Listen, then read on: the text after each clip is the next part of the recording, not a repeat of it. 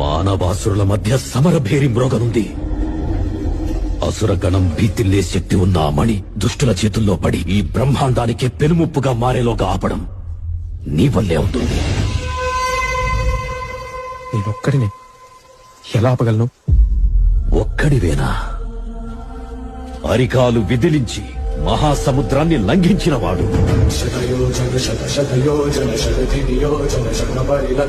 రాక్షస సైన్యాన్ని మట్టుబెట్టి రావణుడి సింహాసనాన్ని కంపించినవాడు,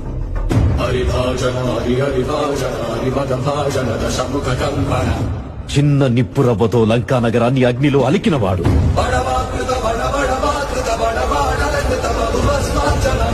త్రేతాయుగంలో రాముడి నీడయ్యాడు,